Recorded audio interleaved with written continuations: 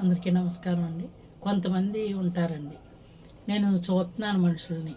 ఎలా అంటే, నేను ఐశ్వర్యవంతురాలిని, నా చేతితోటి ఏదన్నా పెడితే కలిసి వస్తుంది, నేను ఎదురొస్తే కలిసి వస్తుంది, అలాగే నేను చెప్పింది జరిగిపోద్ది, ఇలాగా చెప్తూ ఉంటారు. అంటే భగవంతుడు అనుగ్రహం కాకుండా మనిషి యొక్క విధానానికి కూడా ఎంత ఇది ఉంటుందండి. ఏమంటే ఎప్పుడైనా సరే మనం చేసే పని కరెక్ట్గా చేసినప్పుడు సక్సెస్ అదే అందుకుంటుంది. అలాగే నిజాయితీతో చేసిన పని ఏదైనా సరే ముందుకెళ్తుంది. అలాగే కష్టపడినప్పుడు వచ్చిన డబ్బులకి విలువ ఎక్కువ ఉంటుంది. కష్టపడకుండా ఉట్టుకున్నాన్ని మనకు చేతిలోను ఏదో ఒక తాంబూలం పెట్టినంత మాత్రాన్న, వాళ్ళు ఏదో నెత్తి మీద అక్షంతలు వేసినంత మాత్రాన్ని వీళ్ళ ఐశ్వర్యం ఎలా వచ్చేస్తుందండి? వాళ్ళ ఐశ్వర్యం వాళ్ళకి అంటుకుపోద్దా? అంటుకోదు కదా.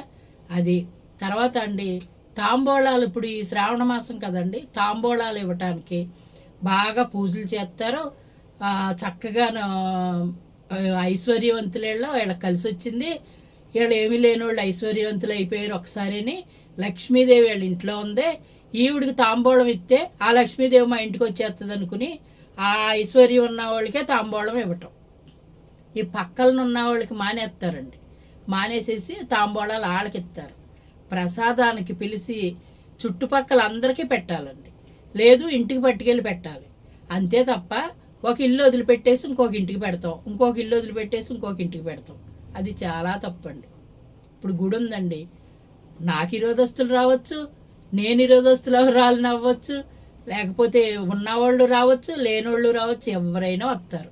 అక్కడ ప్రసాదం ఉంటుంది, ఏమండి ప్రసాదం తీసుకోండి అంటే సరిపోద్ది, వాళ్ళే తీసుకుని వెళ్ళిపోతారు.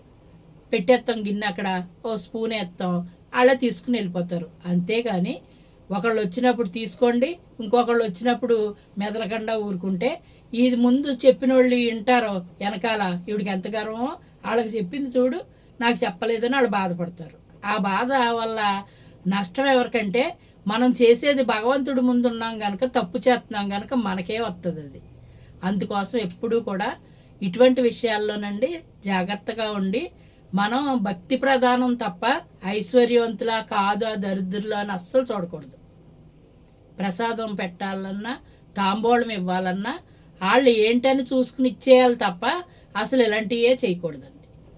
నేనైతే మా కోడల చేత అందరినీ సమానంగా చూస్తాను, వీళ్ళు విడోనాలు వీళ్ళ మామూలు వాళ్ళ ఇవి అస్సలు చూడను నేను, అది చేయనండి. అటువంటి నాకు ఇష్టం ఉండదు.